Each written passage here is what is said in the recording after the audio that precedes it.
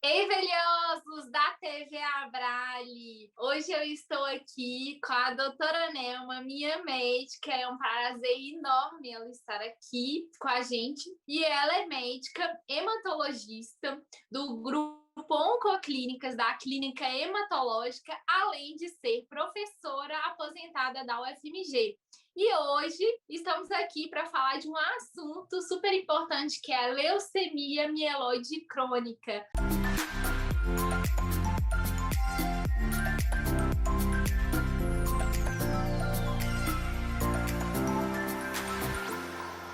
Doutora Nelma, muito obrigada por ter aceitado esse convite. Eu que agradeço, Duda, né, a você por ter me indicado e a Abrale por estar podendo participar, tá, e falar da leucemia mieloide crônica, que é um assunto que eu sou assim, muito interessada, gosto muito, né, então para mim é um prazer muito grande, entendeu, estar aqui também com vocês. E lembrando que foi a doutora Nelma que me apresentou essa TV Abrale, né, a Abrale, né, vamos dizer, porque eu sei o quanto é fundamental, né, para o apoio para os pacientes, né, que faz acompanhamento nessa área hematológica.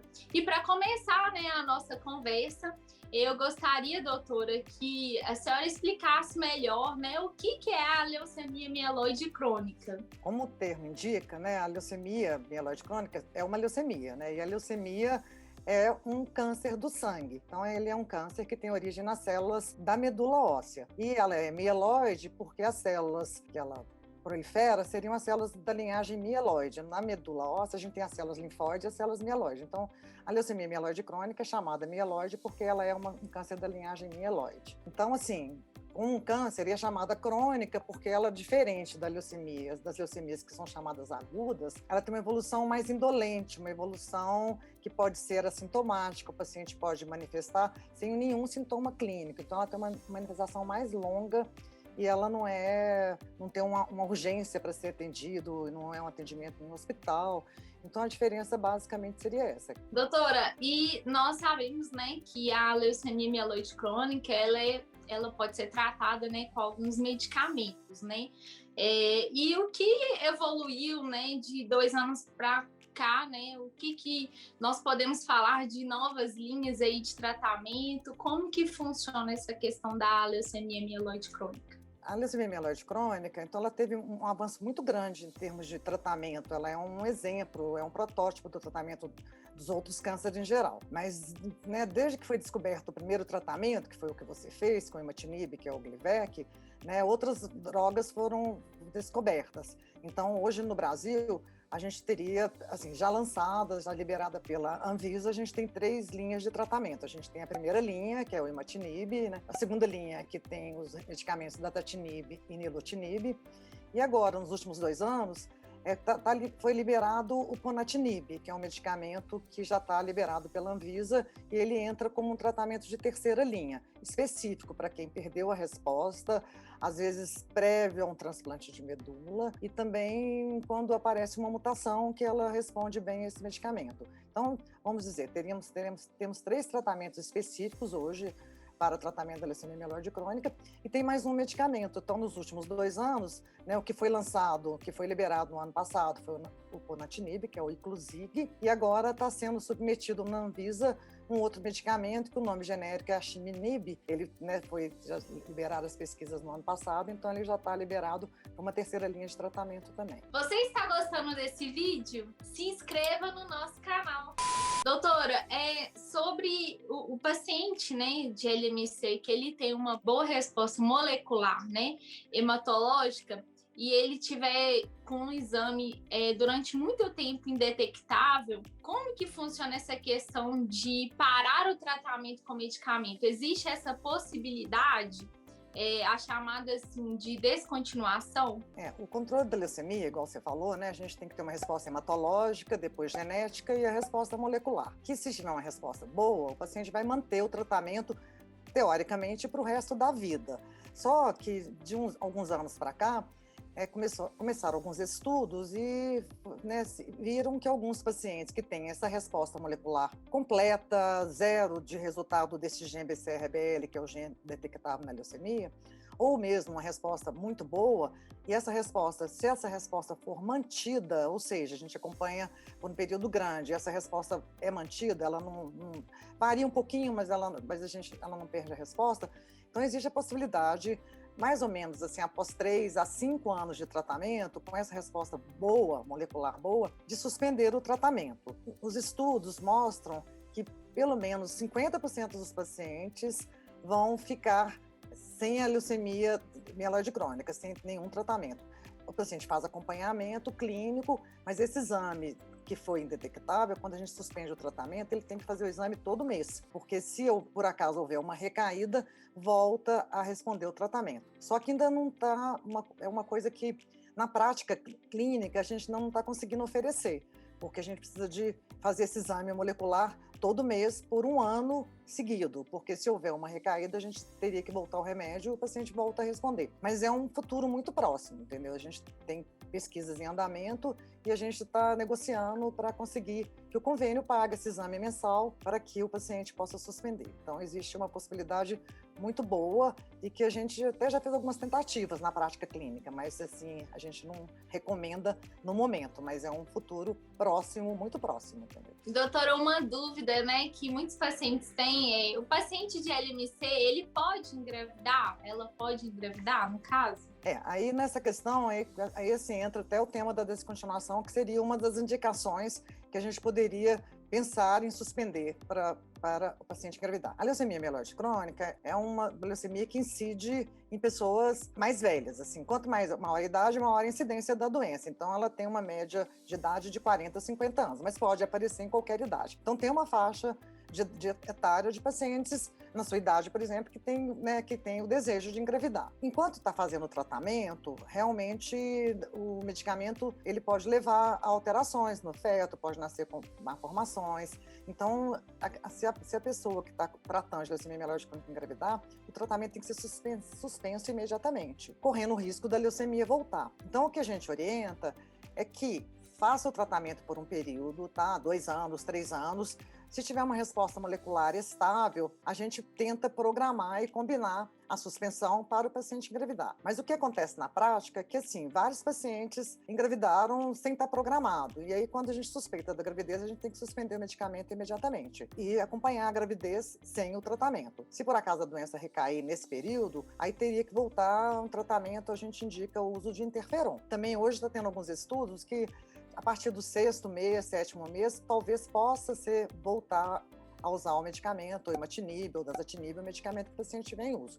Mas o paciente, durante a gravidez, é muito risco para o neném, não é aconselhável. Teria que programar a suspensão do tratamento depois de um período do tratamento com uma resposta muito boa. E depois também, teoricamente, não poderia amamentar, porque passaria para o leite também. Então, teria que ser, se o paciente engravidar, ficar com resposta muito boa durante a gravidez, aí a gente também é uma coisa a ser conversado, entendeu? Mas é viável, sim, desde que seja uma coisa programada. E uma outra dúvida, né, que os pacientes costumam ter, né, é o paciente de LMC, ele pode viver uma vida normal, assim, quais que são os cuidados, né, que a senhora poderia dar, né, para um paciente que acabou de descobrir a doença? A gente coloca que a leucemia mieloide crônica dentre as leucemias, é uma leucemia que teve muito avanço no tratamento. Então, não é nunca bom a pessoa ter um diagnóstico de leucemia mieloide crônica, porque não deixa de ser uma leucemia, é uma coisa impactante falar que você tem uma leucemia, que você tem um câncer do sangue. Mas, normalmente, a partir da hora que a pessoa faz o diagnóstico e faz o tratamento é bem indicado, e há uma adesão ao tratamento, e o paciente mantém uma resposta boa, então, assim, esse paciente pode ter uma vida saudável, irregular e normal, como se uma pessoa que não tivesse a leucemia mieloide crônica. Mas não é tão fácil assim, porque você tem que tomar o remédio todos os dias, tem que estar sempre avisando o seu médico, caso tenha algum outro tratamento que possa interferir com o medicamento. A gente orienta assim, que o paciente pode ter uma vida normal, só não pode engravidar tomando remédio. Se for engravidar, tem que combinar de suspender. Mas dentro da adaptação ao tratamento, a gente coloca que o paciente pode ter uma vida normal. É uma vida normal porque você toma um remédio oral para uma doença que antes não tinha cura, entendeu? Então, hoje é uma doença que controla, pode vir a ter uma cura quando é indicado o transplante de medula óssea, mas o paciente tem que ter uma vida saudável, regular, mas ela é próxima do normal, vamos dizer assim. Todo paciente de LMC tem que fazer o transplante de medula óssea? Quando que essa indicação, no caso, pode acontecer aí para um paciente que acabou de descobrir a LMC? O transplante de medula óssea era um tratamento indicado para a leucemia mieloide crônica, era indicado de primeira linha há 20 anos atrás, praticamente antes de existir o imatinib, que foi descoberto e é uma terapia-alvo. Então, antes o paciente fazia o diagnóstico de mieloide crônico, o primeiro passo era a gente pesquisar o doador de medula e fazia um tratamento para controlar os glóbulos brancos e assim que pudesse, de preferência no primeiro ano, era indicado o transplante de medula óssea. Com a mudança na história da leucemia, com a mudança do tratamento, com a descoberta do imatinib, que mudou a história, então o transplante de medula óssea, hoje ele ainda é indicado, mas ele é indicado, vamos dizer, por uma terceira linha de tratamento. Então, o paciente faz o diagnóstico hoje, ele começa o tratamento com droga oral, primeira linha o imatinib, podendo ser o nilotinib ou dasatinib, não de primeira linha, mas seria indicado se houver uma perda de resposta. Então, se houver uma perda de resposta, o paciente passa por uma segunda linha de tratamento. Nesse momento, a gente já indica procurar pelo menos um doador, não que vá fazer, tá? Mas se não houver uma boa resposta ao tratamento de segunda linha, ou se apesar do tratamento houver uma alteração na doença, uma mutação, uma alteração genética, alguma coisa que indique que aquela doença não vai evoluir bem, teria indicação do transplante. Então a gente coloca que o transplante hoje ainda está indicado, mas numa proporção muito menor do que era antigamente, mas seria uma terceira linha de tratamento, entendeu? O paciente que faz o diagnóstico, o primeiro tratamento dele é droga oral para bom controle. E ainda, se houver uma perda de resposta, ainda tem uma segunda linha de tratamento antes de ter indicação do transplante. E tem a questão da idade, né? Você tem que pesquisar o doador, que não é mais tão difícil igual era antigamente, a gente localizar o doador, mas e tem que ter também uma idade que possa ser compatível o transplante. E, doutora, falando, né, de droga oral, né, que essas linhas de tratamento, eu sei que muitos pacientes têm um pouco de efeito colateral, né, com essas drogas. No meu caso, graças a Deus, eu tive muito pouco, mas hoje a gente sabe que existem também formas, né, de também controlar esses efeitos também, não é isso, doutora? É isso mesmo, tem efeitos, os efeitos, entendeu? A gente classifica se são efeitos leve, moderado ou grave, então tem os efeitos, no geral, eles são controláveis com sintomáticos, entendeu? O paciente pode ter náusea, pode ter dor no corpo, dor no estômago, então alguns medicamentos tem que tomar com o estômago cheio, alguns outros já teria que observar um jejum, porque se ele tomar com o estômago cheio, ele pode absorver mais. Então, todos os medicamentos, hoje, nenhum é isento de efeito colateral, mas aí depende realmente de cada paciente. Alguns efeitos são mais importantes e outros menos, mas todos os efeitos são controláveis com sintomáticos, e quando o efeito é muito grave, aí é indicado, às vezes, a troca de medicamento por um efeito colateral grave que possa ter algum risco para o paciente. A maioria dos efeitos são mais ou menos no início, e com o tempo de tratamento, os efeitos vão cedendo. Não que o paciente acostume, entendeu? Os efeitos também vão cedendo. E uma coisa também que a senhora sempre me falava, né, quando eu iniciei o tratamento, é de não deixar de tomar o medicamento, né? Porque tem muitos pacientes que normalmente não tem nenhum efeito colateral e acho que já tá bem, né? Que não precisa mais de tomar o remédio. Então, é importante, né? Estar sempre observando, sempre estar consultando o seu médico, né? Principalmente, e nunca deixar de tomar, né, doutora? Não, realmente isso é fundamental, né? Assim, porque primeiro tem isso, né? A maioria às vezes não toma porque esquece, porque não sente nada, né? Agora outros, né, também às vezes deixam de tomar porque ele tá passando bem, acha que o remédio faz ele lembrar que ele tem uma doença.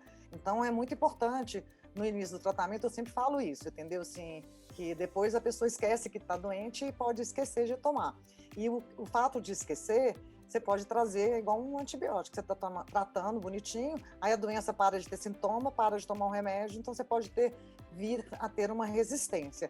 Então é muito importante no tratamento essa questão da adesão. Então a gente fica realmente muito atento para o paciente tomar o remédio direitinho, relatar qualquer efeito colateral, se o efeito for grave, a gente avaliar se vai melhorar com sintomático, se a gente precisa de suspender o tratamento.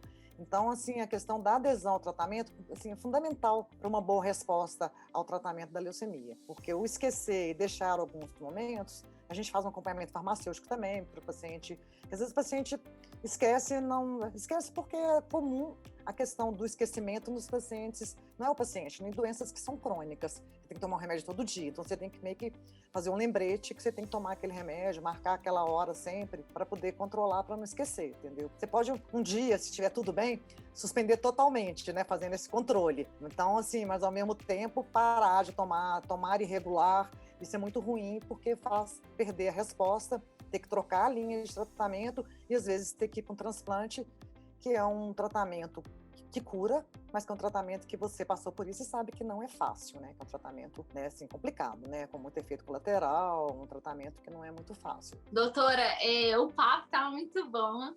Gostei muito, né, de todas essas dúvidas, né, que a senhora esclareceu. E eu queria te agradecer, né, por ter aceitado esse convite.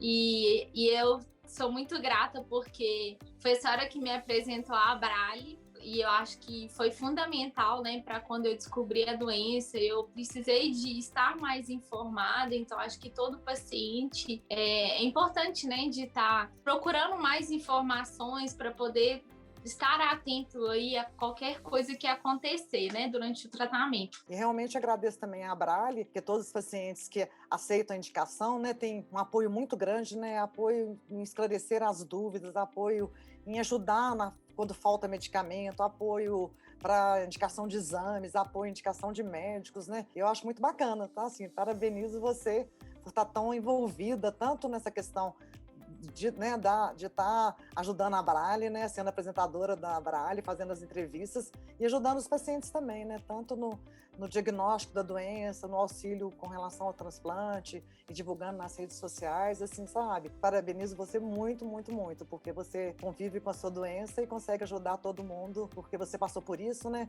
Então, assim, um trabalho muito bacana. Parabéns para você também. Eu estou muito feliz de te entrevistar, porque é um momento muito especial. Eu nunca imaginava, né, que isso iria acontecer um dia, mas é isso. Muito obrigada mesmo, de coração. Você gostou deste conteúdo? Não se esqueça de curtir, comentar, compartilhar, se inscreva no canal e ative as notificações. Por isso, valorize a vida nos pequenos detalhes e doe medula. Tchau, valiosa!